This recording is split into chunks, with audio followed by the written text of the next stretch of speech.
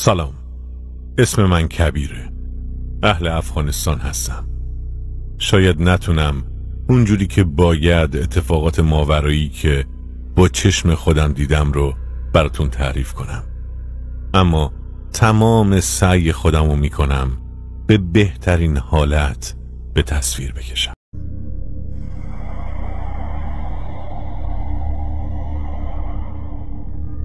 من در ولایت قندهار به دنیا اومدم. وقتی که 5 سال داشتم با پدر و مادرم به ایران اومدیم. اون زمانی که ما وارد خاک ایران شدیم به شدت گرفت و گیر بود. متاسفانه پدرم بدون هیچ فکری یه شبه ما رو در به در کرد.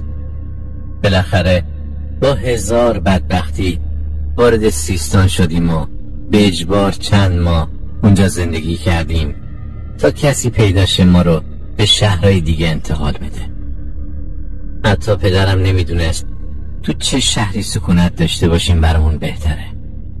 خدا پدرم رو رحمت کنه، اما واقعا انسان یک دنده و ناآگاهی بود. فقط چیزهایی از ایران شنیده بود. اون بدون اینکه پیش زمینه‌ای فراهم کنه موجب سختی کشیدن من و مادرم شد. تو سیستان چیزی جز خوبی و مهربونی از اهالی اونجا تو خاطرم نیست، اما کار و کاسبی که به درد پدرم بخوره وجود نداشت. یه شب یکی از اهالی اونجا به پدرم گفت دارم بار قاچاق میبرم شیراز، دوست داری بیا؟ اگه من گیر بیفتم تو خانوادت هم به درد سر میافتین. اگرم که رسیدیم به شهری قدم گذاشتی که میتونی خودت و خانوادت رو پنهون کنی و کسب و درآمد کنی. خلاصه به خواست خدا ما به شیراز رسیدیم و با مقدار کمی پول شروع به زندگی و کار کردیم. تمام خواهر و برادرام تو شیراز به دنیا اومدن. من و خانوادم در کنار سختی‌های زیاد خدا رو شکر به مرور زمان زندگی خوبی برای خودمون دست و پا کردیم. بعد از چند سال با گرفتن پناهندگی موقت به طور قانونی داشتیم تو ایران زندگی میکردیم. جوری شده بود که فامیلای پدر و مادرم چه به طور قانونی چه به طور قاچاق وقتی وارد ایران میشدن خودشونو به خونه ما میرسوندن. تو همین رفت آمدا من عاشق دختری شدم که تو افغانستان زندگی میکرد. در اصل دختر برادر زنموی من بود. اسمش نازگل بود. اون چند باری همراه زنمو و عموم به خونه ما اومده بود. راستش حسابی با دیدنش بدنم داغ میکرد و فکرش از سرم بیرون نمیرفت.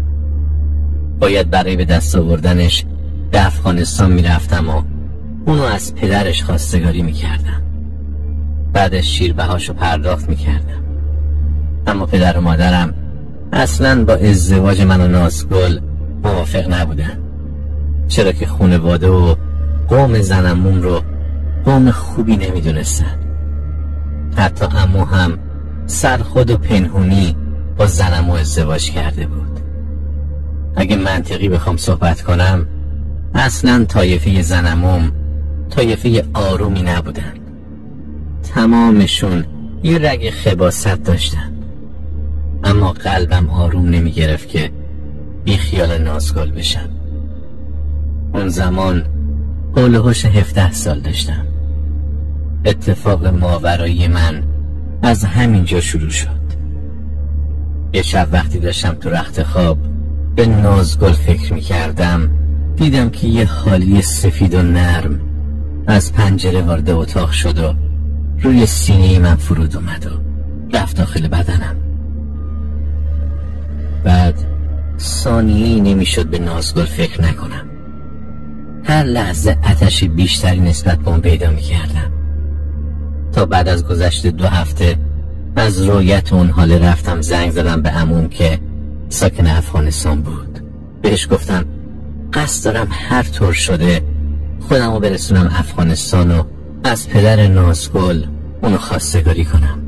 عموم بهم یه شماره داد که طرف کلن کارش بردن و آوردن افغانی‌ها به ایران و افغانستان بود. کاملا مشخص بود که عموم و زنموم منتظر زنگ زدن من بودن که بعدها متوجه شدم با طلسم و جادو کاری کرده بودن که عاشق نازگل بشم. دلیلشم در ادامه میفهمید. عموم از پشت تلفن بهم گفت هر چقدر پول تا الان جمع کردی با خودت بیار تا من پدرمیونی کنم و نازگل تو همون خواستگاری اول به عقد و نکاح در بیارم. با حرف عموم شور و شوق من 1000 برابر شد. با اون شماره تماس گرفتم. طرف گفت خودتو به سیستان برسون، وقتی رسیدی زنگ بزن، من تو رو قاچاقی از مرز رد میکنم. اون زمان چندین سال بود که گچکاری ساختمان انجام میدادم و پول خوبی برای دامادیم جمع کرده بودم. شب به داداشم گفتم باید برم افغانستان. وقتی رفتم تو به پدر و مادرم خبر بده. و شک نداشتم اگه در جریان قرار بگیرن بدون شک مانع رفتنم میشن، چرا که به شدت از خانواده زنم کینه به دل داشتن. حتی اگه پاش میرسید دست و پای منو میبستن و زندانی میکردن. از اینجا به بعد که میخوام براتون تعریف کنم مثل یه لکه جوهره که روی قالی دست بافت سفید افتاده. منم مثل صاحب اون قالی ارزشمند با یادآوری اون دوران که مثل همون لکه جوهره حسابی به هم میریزن. سرتون رو درد نیارم. وقتی رسیدم سیستان با آدم پرون تماس گرفتم. بعد از قول و قرار و توافق سر پول منو به افغانستان برد. منم طبق آدرس خودم رسوندم خونه عموم. وقتی رسیدم نازگل اونجا بود. عموی نامردم بهم گفت اگه تو به خونه پدر نازگل بری بدون شک با این وصلت مخالفت میکنه، چون که اونا هم از پدرت حسابی کینه به دل گرفتن. پولاتو به من بده تا به عنوان شیربها برم اونجا و از طرف تو نازگل برات خواستگاری کنم. من احمق قبول کردم. از طرفی به خاطر طلسم و جادویی که عموم و زنمون برام گرفته بودن حسابی شهوت و عشق بهم فشار آورده بود و مانع درست فکر کردنم میشد.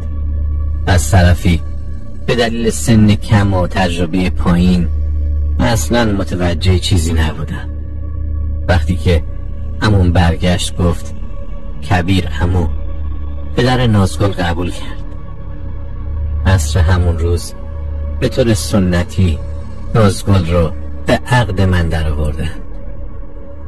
چند سال بعد از ازدواج تمام خانواده نازگل توسط گروهکی به قتل رسیدن و همینطور فهمیدم عموم به نازگل از زمانی که پا به خونش گذاشته تجاوز میکرده.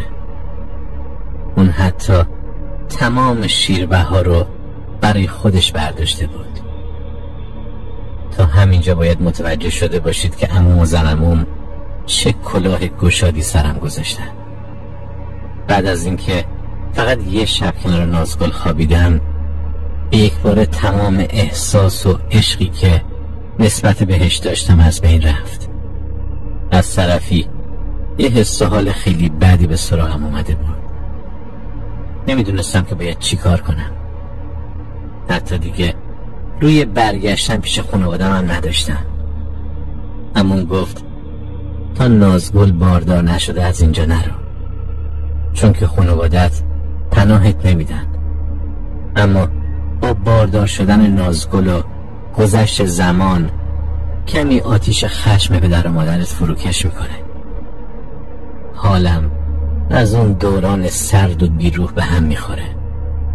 اونجا برای گذروندن زندگی مجبور بودم با عموم کار خلاف کنم. اما یه مشکل دیگه وجود داشت. نازگل باردار نمیشد. منم روز به روز بیشتر از نازگل و عموم و زنموم متنفر میشدم. برعکس من نازگل روز به روز به هم وابسته تر می شد. اونم خیلی زیاد از عموم و عمش متنفر بود، چون که خیلی بهش ظلم کرده بودن. نازگل وقتی فهمید که میتونه به هم اعتماد کنه تمام قضیه رو به هم گفت، اما قول گرفت به روی عمش و عموم نیارم. به هم گفت تمام پول رو برای خودشون برداشتن و به دروغ گفتن که دادن به پدر من. نازگل گفت اونا یه روز منو بردن پیش یه جادوگر تا طلسمی برات بنویسن و از این راه پولی در بیارن. وقتی نازگل برام درد دل کرد حسابی ناراحت می شدم، چون که سختی خیلی زیادی رو تا اینجا پشت سر گذاشته بود. اولش قصد داشتم وقتی به ایران برگشتم نازگل فارغ شد بلش کنم، ولی با شناختی که ازش پیدا کرده بودم دلم به حالش می سوخت. 1 سال از رفتن من به افغانستان میگذشت که نازگل حامله نشده بود. منم حسابی خسته شده بودم، ولی عموم و زنموم اجازه برگشت به همون نمیدادن.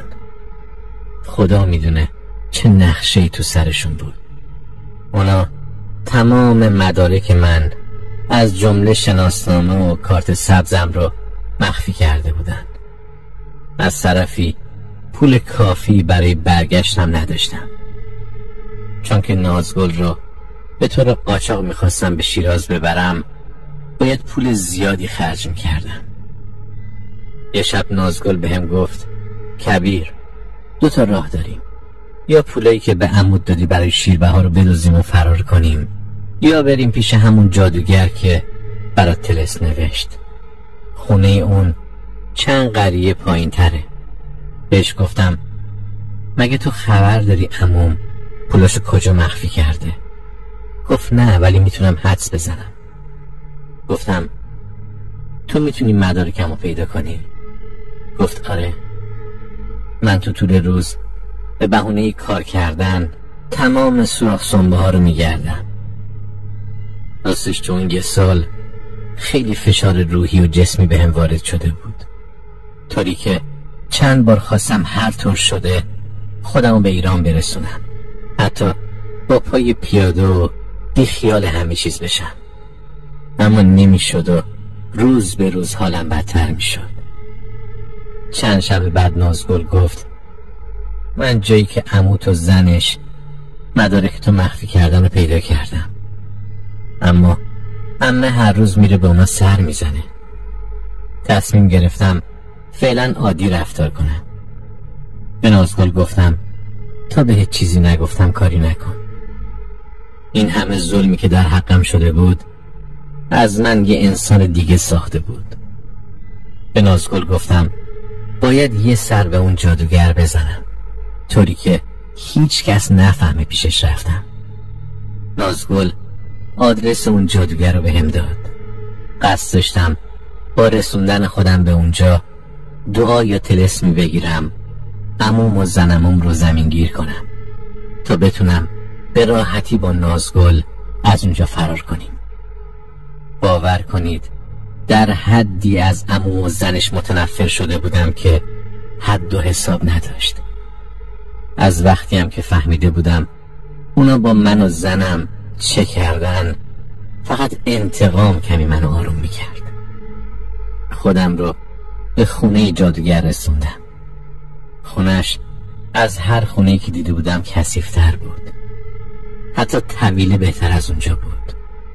تو زمینی که خونه جادوگر ساخته شده بود 3 اتاق با فاصله کنار هم بنا شده بودن. خود بیشرفش تو اتاق وسط نشسته بود. در به اون 2 اتاق دیگه که چوبی بودن قفل شده بود. وقتی وارد اتاق اون پیرمرد شدم 5 زن دور و برش نشسته بودن. از قیافه و حالات پیرمرد نجاست و بلهوسی و 1000 چیز دیگه میبارید. خودتون بهتر راجع به اینجور آدم ها خبر دارید. اون 5 زن با دستبوسی فراوون جادوگر رو ترک کردن. رفتم جلو بهش گفتم میخوام کاری کنی که عموم و زنش زجه بزنن. گفت شک نکن قدرتشو دارم. گفتم آره، دست پخت تو رو خودم دیدم. از ایران منو کشوندی اینجا. خندی کثیفی کرد و گفت باید به درخواست مشتریام عمل کنم. بعد گفت نازگل خوبه؟ با این حرفش نزدیک بود جیگرشو از سینش بکشم بیرون. اون منو شناخته بود. باید زیاد صحبت کردم که نمیخوام اینجا در موردشون صحبت کنم. جادوگر گفت کبیر یک کار برام انجام بده، در مقابلش هر کاری خواستی انجام میدم. حتی اگه خواستی کاری میکنم عموت و زنش جلوی چشمات با چاقو خودشونو تیکه تیکه کنن. گفتم چی کار؟ گفت تو بچه دار نمیشی، ای بس خودته. حتی اگه 100 تا زن بگیری از هیچ کدوم اونا بچه دار نخواهی شد، چون که به خواست عموت در عوض بچه دار نشدن تو من کاری کردم بیای با نازگل ازدواج کنی. حالا کاری میکنم بچه دار بشی و بعدم هر کاری که خواستی برات انجام میدم. گفتم چرا میخوای کمکم کنی؟ گفت فرض کن میخوام جانشین داشته باشم. من احمق از همه جا بیخبر فکر کردم دلش برام سوخته، هرچند که جوری هم وانمود کرد که قصد جبران داره. من قبول کردم.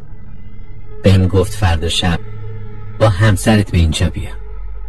گفتم نمیشه، عموم و زنش متوجه میشن. خندید و گفت هر زمان که دیدی از پشت به زمین افتادن و تشنج کردن تو دست زنتو بگیر و بیا. برگشتم قضیه را به نازگل گفتم. ساعت 8 شب وقتی که نشسته بودیم یه باد وارد اتاق شد.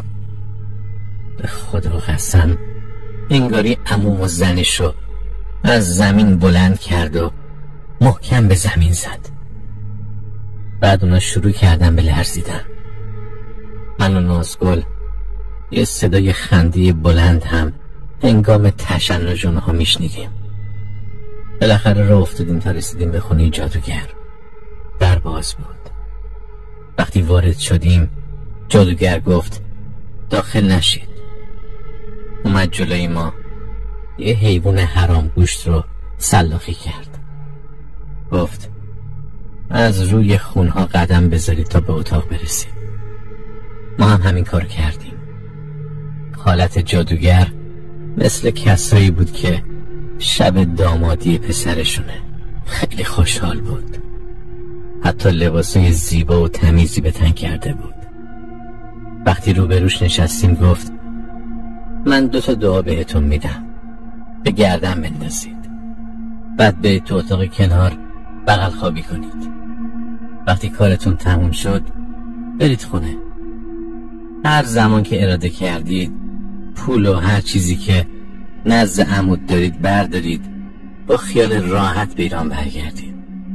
خیالتونم از هر چیزی آسوده باشه. من کاری کردم کوچکترین مشکلی براتون پیش نیاد. کشش نمیدن. بعد از دادن دعا همراه ما اومد قفل اون اتاق رو باز کرد. تو اتاق یه گلیم، یه آینه و یه شمع روشن وجود داشت.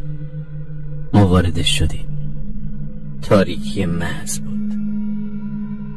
وقتی من آماده شدم تا رابطه برقرار کنم دستان کسی رو دور کمرم حس کردم و گرمای شدیدی سر تا سر بدنم رو فرا گرفت. سرم سنگین شد و چشمام چند ثانیه بسته شد. تو همین حین انگاری کسی وارد کالبدم شد. من 2 زانو بدون لباس نشسته بودم. انگاری موجودی دقیقاً به حالتی که من بودم آروم خزید و وارد بدنم شد. بعد از ورودش چشمام اصلاً تاریکی رو حس نمی کرد، چون که انگار اون اتاق برام روشن بود.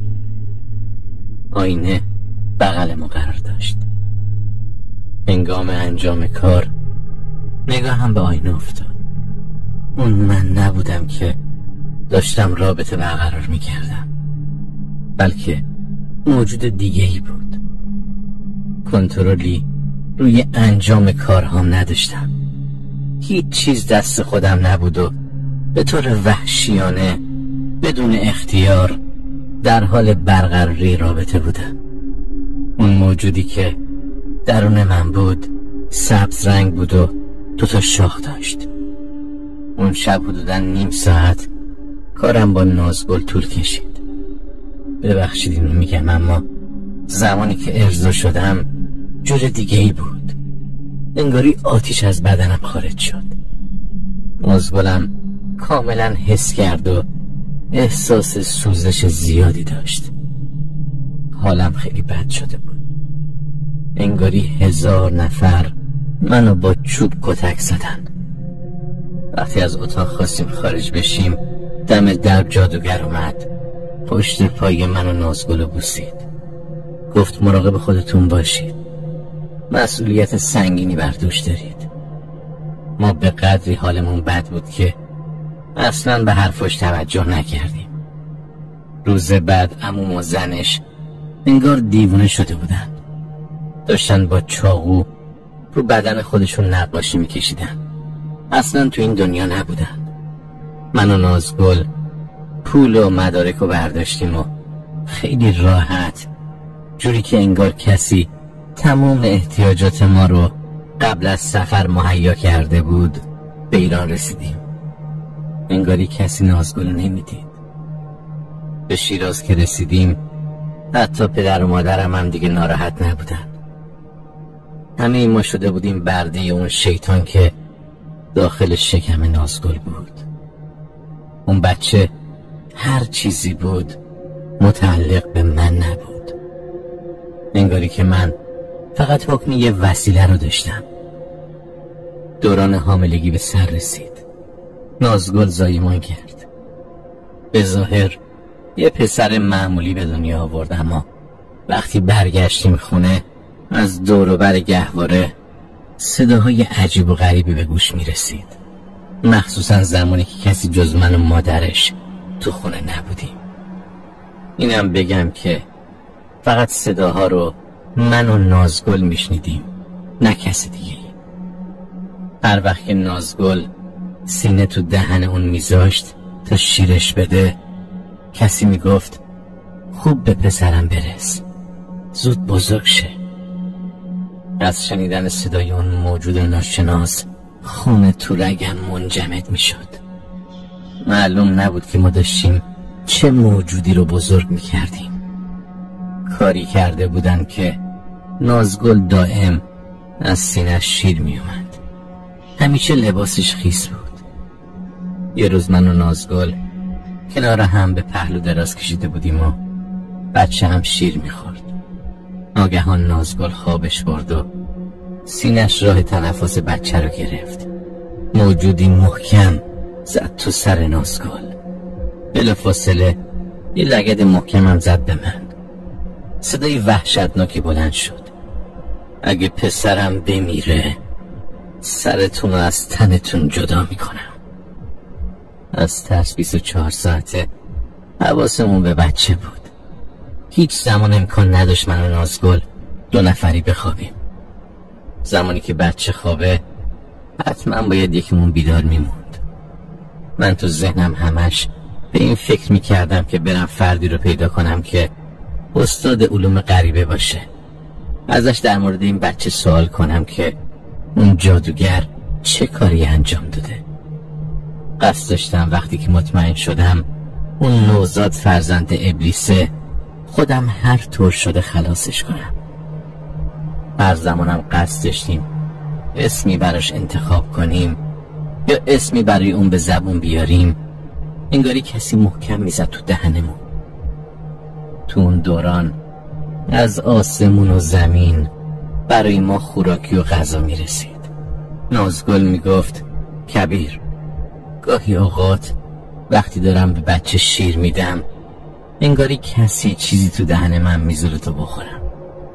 بعدم محکم دست جلوی دهنم میذاره تا کاملا اون خوراکی رو فرو بدم. نازگل میگفت با اینکه نمیدونم اون چیه ولی خیلی خوشمزه است. همه از جمله خانوادم چپ و راست تبریک میگفتن. همه بلا استثنا میگفتن فرزندت خیلی قدم نیکی داره. ولی من و نازگل به شدت از موجوداتی که با به دنیا آمدن اون به زندگی ما پا گذاشتن میترسیدیم. محال بود دور گهواره گروهی با هم حرف نزنن. حتی گاهی من و زنم موجودی رو میدیدیم که نوزاد رو از بغل نازگل جدا میکرد. چون که اتاق کاملا تاریک بود ما یه هیبت سیاه میدیدیم. بعد اونو جلوی چشممون لخت میکردن و توی چیزی شبیه به تشکه تو همون تاریکی شکل و ظاهر عجیبی داشت، با چیزی شبیه به آب میشستن. بعد همون موجودی که من تو آینه خونه اون جادوگر دیده بودم میومد اونو بغل میکرد و میبوسید و کلی بهش ابراز علاقه میکرد. من بهتون میگم میبوسید که متوجه صحبتم بشید، اما اونجور بوسه‌ای که شما تو ذهنتون دارید نه. دلیل این که من اونو میشناختم رنگ سبزش بود. من و نازگل روز به روز داشتیم با چیزایی که میدیدیم به سمت دیوونه شدن پیش میرفتیم. به شدت رفت آمد موجودات ماورایی تو خونه ما زیاد شده بود. گاهی فضای اتاق در اون حد سرد می شد و دوباره چند ثانیه بعد به شدت گرم و داغ. دلیل تغییر حالت رفت آمد موجودات بود. همیشه علامتی خاص با زغال روی پیشونی بچه نوشته می شد به رنگ سیاه، اما فقط من و نازگل اونو می دیدیم، نه کسی دیگه. اون نوزاد 15 روزه شد. صداها به ما اجازه باز کردن درب اتاقی که بچه داخلش بود رو به هر کسی نمی دادن. در بین فامیل یا هموطنام، افرادی که با خدا بودن، وقتی پشت درب بودن اونا می گفتن در رو باز نکن. هر وقت به صورت اون بچه نگاه می کردم یاد اون شب نحس می افتادم. یه روز از خونه زدم بیرون. از شدت نگرانی و ناراحتی افتادم تو کوچه خیابون. خیلی تو دلم از خدا کمک خواستم. همینطور که قدم می زدم فردی که کلاه سبز بر سر داشت و یه گوشه نشسته بود رو دیدم.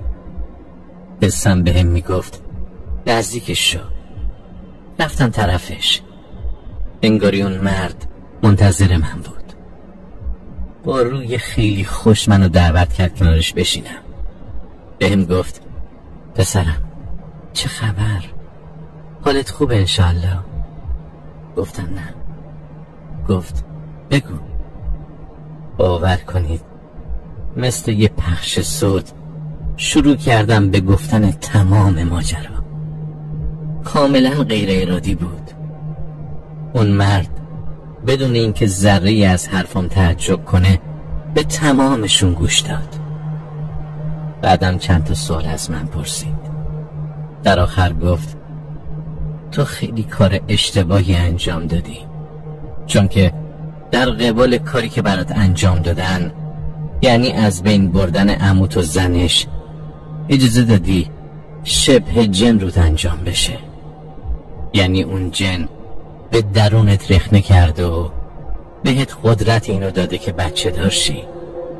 یعنی دقیقاً نصف نیرو و نطفه تو در اثر قدرت و ورود اون جن قدرت پیدا کرده. اون بچه وقتی که بزرگ بشه ناخواسته در علوم غریبه پیشرفت زیادی میکنه. متاسفانه از قبیله خیلی قوی در این حال کافر ناپدری گرفتی براش. برای همینم هست که این همه حواس اون قبیله به اون بچه است. من با شنیدن حرفای اون مرد داشتم سکته میکردم. گفتم راهی هست، حتی حاضرم اونو بکشم.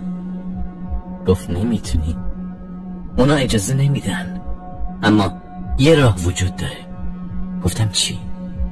گفت به مادرش بگو به بچه شیر نده. اون بچه جز شیر مادرش چیزی نمیخوره. بدون شک اونا مجبور میشن هر کاری که گفتی انجام بدن. وقتی کار به اینجا رسید با اونها پیمان ببند که از 20 سالگی به بعد اونو با خودشون ببرن تا هر کار خواستن براشون انجام بده.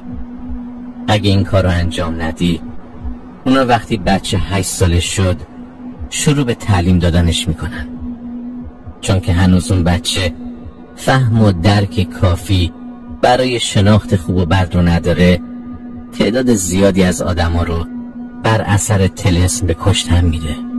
نکته دوم، حتما براش یه اسم انتخاب کن و اون رو با اسم صدا بزن. اگه براش اسمی انتخاب نکنی، ناپدریش اسم به وسیله عفاریت انتخاب میکنه که جوری قدرتش زیاد میشه که با خیره شدنش امکان آتش گرفتن هر مکانی وجود داره. گفت تو رابطه برقرار کردی به وسیله شبه جن. این کاری به شدت خطرناکه. تمام اون حیوانات حرام گوشت به دلیل اینکه اون بتونه به حالت جسم در بیاد و پا در خلوت شما بذاره ذبح شدن. بعد با اون دعاها به بدن شما رخنه کردن. قبیله به اون جادوگر خمره های پر از طلا داده که این کارو برای اونها انجام داده. بعد چیزی نوشت و به من داد. گفت این دعا رو ببند به بازوی همسرت تا اونو نتونن کاری کنن تا وقتی که با شما کنار بیان. شاید قضیه یکم برای شما سنگین باشه، اما ما انسان ها قدرت اونها رو زیاد میکنیم. اون جادوگر لعنتی دقیقاً باعث انجام چنین کاری شد. رفتم دعا رو بستم به بازوی همسرم. بچه رو گذاشتیم تو گهواره. اونا نمیتونستن گرسنگی بچه رو ببینن. بالاخره بعد از کلی تهدید کردن و ترسوندن ما خواسته هم رو قبول کردن. اسمشو از القاب خداوند کریم گذاشتم. اون تا 20 سالگی به طور معمولی با ما زندگی کرد. الان 7 ساله که رفته، اما من کل قضیه رو بهش گفتم. امیدوارم که پسرم از یاد خدا غافل نشه و کار اشتباهی تا زمان مرگش انجام نده. من دیگه سنی ازم گذشت و یه پام لب گوره. کاش به هر قیمتی نمیخواستم بچه دار بشم، چون که بچه‌مو اینجوری با موجود دیگه‌ای شریک شدم.